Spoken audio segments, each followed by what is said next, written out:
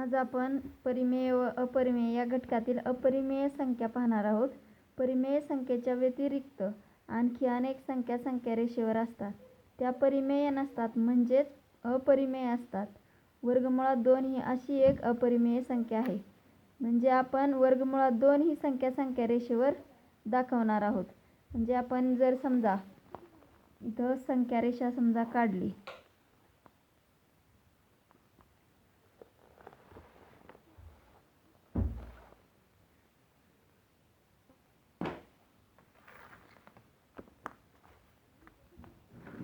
आपण याच्यामध्ये पाहतो वर्गमुळात 2 ही संख्या संख्यारेषेवर आपल्याला दाखवायची आहे. समजा ही संख्यारेषा आहे आणि या संख्यारेषेवर 0 म्हणजे या ठिकाणी O, 0 हा बिंदू O या अक्षराने दाखवला आहे. त्यानंतर 1 हा बिंदू A या अक्षराने दाखवलेला आहे.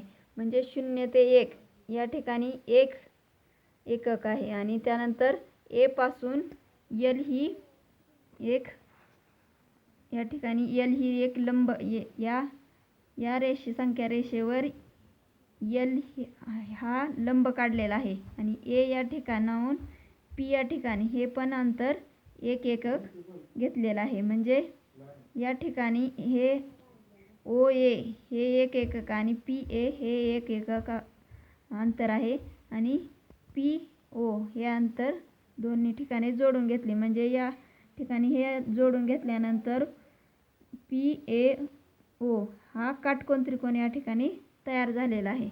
आणि हा काटकोन त्रिकोण तयार झाल्यानंतर आपल्याला वर्गमुळात 2 ही संख्या या संख्यारेषेवर दाखवायची आहे. त्यामुळे आपल्याला पायथागोरसचं प्रमेय आपण माहिती आहे आपल्याला सगळ्यांना की हा जो कर्ण आहे ह्या कर्णाचा वर्ग म्हणजे OPचा वर्ग हा इतर दोन ज्या त्रिकोणाच्या बाजू आहेत PA आणि OA ह्या दोन बाजूंच्या वर्गांच्या बेरजे एवढा असतो. हे पायथागोरसचं प्रमेय आहे. या प्रमेयानुसार इथं OP वर्ग बरोबर OA वर्ग अधिक AP वर्ग म्हणजे OA आपण पाहिले 1 एकक म्हणजे 1 चा वर्ग आणि PA म्हणजे PA किंवा AP हा 1 एकक म्हणजे अधिक 1 चा वर्ग म्हणजे 1 चा वर्ग 1 अधिक 1 चा वर्ग 1 म्हणजे 1 अधिक 1 बरोबर 2 म्हणजे OP वर्ग बरोबर 2. आता दोन्ही बाजूंची आपल्याला वर्गमूळ काढायचे आहेत. OP वर्गचा वर्गमूळ OP बरोबर 2 चं वर्गमूळ वर्गमुळात 2 आलं. म्हणजे हे OP हा कर्ण किती आली बाजू कर्णाची वर्गमुळात 2. म्हणजे आता आपल्याला या ठिकाणी हा कर्ण निघालेला आहे. त्यानंतर आपण OP हे अंतर आपण काय करणार आहोत या ठिकाणी कर्कटक घेऊन त्याच्याद्वारे हे अंतर घेऊन या ठिकाणी हा कंस काढलेला आहे आणि ह्या कंस हा या संख्यारेषेवरती काढलेला आहे. त्यानंतर या ठिकाणी जो बिंदू तयार झालेला आहे Q हा Q म्हणजेच वर्गमुळात 2 हा बिंदू या ठिकाणी या संख्यारेषेवर तयार झालेला आहे. म्हणजे अशा प्रकारे आपण वर्गमुळात 2 हे अंतर या संख्यारेषेवर Q या बिंदूने दाखवलेलं आहे. त्यानंतर आपण आता सराव संच 1.4 हा या उदाहरणाद्वारे आपण सोडवणार आहोत. हा सराव संच 1.4 सोडवणार आहोत. वर्गमुळात त्यातलं पहिलं उदाहरण म्हणजे वर्गमुळात 2 ही संख्या संख्यारेषेवर दाखवली आहे. त्या आधारे वर्गमुळात 3 ही संख्या म्हणजे ज्याप्रमाणे आपण वर्गमुळात 2 ही संख्या दाखवली आहे त्याप्रमाणेच ही वर्गमुळात 3 ही संख्या संख्यारेषेवर आपल्याला दाखवायची आहे. म्हणजे खालील कृतीच्या पायऱ्या दिलेल्या आहेत आणि त्या पायऱ्यामधील रिकाम्या जागा योग्य रीतीने भरा आणि कृती पूर्ण करा. आता या ठिकाणी आकृती काढलेली आहे. ही संख्यारेषा दाखवलेली आहे. या संख्यारेषेवर वर्गमुळात 2 या ठिकाणी Q या आपण काढलेला Q या बिंदूने दाखवलेला आहे. तर वर्गमुळात 3 ज्याप्रमाणे वर्गमुळात 2 दाखवलेला आहे त्याप्रमाणेच वर्गमुळात 3 हे दाखवायचं आहे. म्हणजे हे जे अंतर आहे O ते Q हे जेवढं अंतर आहे तेवढंच अंतर आपण या लंब रेषेवर क्यू ते आर घेतलेलं आहे आणि जेवढा ते अंतर घेऊन त्या ठिकाणचे आर आणि ओ हा बिंदू जोडून घेतलेला आहे आणि आर आणि ओ जोडून घेतल्यानंतर हे जेवढे अंतर आहे तेवढं आपण कर्कटाकामध्ये घेऊन हे या ठिकाणी कंस काढलेला आहे आणि हा कंस ज्या ठिकाणी या संख्या रेषेवर छेदला आहे त्या बिंदूला सी हे नाव दिलेलं आहे आणि हे सी बिंदू म्हणजेच वर्गमुळात 3 या ठिकाणी संख्या रेषेवर हा अंक दाखवलेला आहे.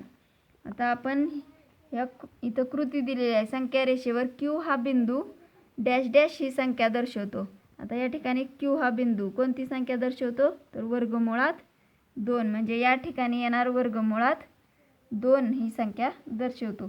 त्यानंतर क्यू बिंदूपाशी एक लंब रेषा काढलेली आहे म्हणजे या क्यू बिंदूपाशी आर क्यू ही लंबरेषा काढलेली आहे आणि ही आर क्यू लंबरेषा काढल्यानंतर त्या रेषेवर एक एकक लांबी दर्शवणारा आर बिंदू म्हणजे या ठिकाणाहून हे एक एकक अंतर दर्शवणारा आर बिंदू दाखवलेला आहे आणि ओ आर हे 2 बिंदू या ठिकाणी जोडून घेतलेले आहेत.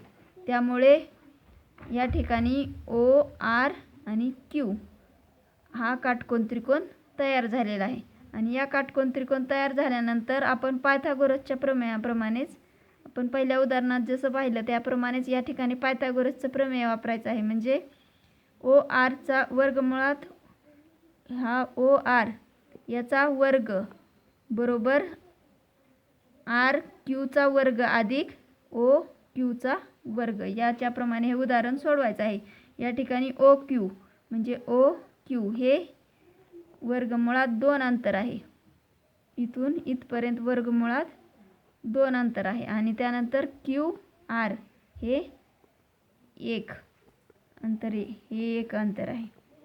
म्हणजे आता आपण या ठिकाणी उदाहरण सोडवलं. ओ आरचा वर्ग बरोबर आर क्यूचा वर्ग अधिक ओ क्यूचा वर्ग म्हणजे या 2 बाजूच्या वर्गाची बेरीज ही कर्णाच्या वर्गा एवढी असते. आता आपल्याला ओ आर काढायचं म्हणजेच ओ आर क्यू किती आहे 1 म्हणजे 1 चा वर्ग ओ क्यू आहे वर्गमुळात अधिक वर्गमुळात 2 चा वर्ग.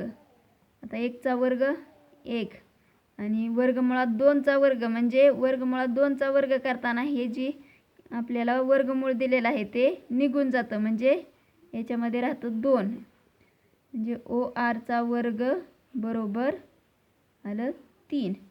आता ओ आरचा वर्ग 3 तर ओ आर फक्त ओ आर बरोबर किती आपल्याला काढायचं आहे म्हणजे ओ आरचा वर्ग जर 3 असेल तर ओ आर बरोबर म्हणजे दोन्ही बाजूचं आपण वर्गमूळ घ्यायचं. ओ आरचा वर्गचं वर्गमूळ आहे ओ आर आणि 3चं वर्गमूळ येणार वर्गमुळात 3. याद्वारे या रिकाम्या जागा भरायच्या आहेत.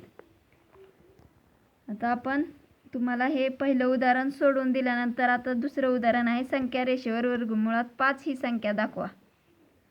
ज्याप्रमाणे आपण ही वर्गमुळात 2 ही संख्या दाखवली वर्गमुळात 3 ही संख्या दाखवली त्याप्रमाणेच वर्गमुळात 5 ही संख्या दाखवायची आहे.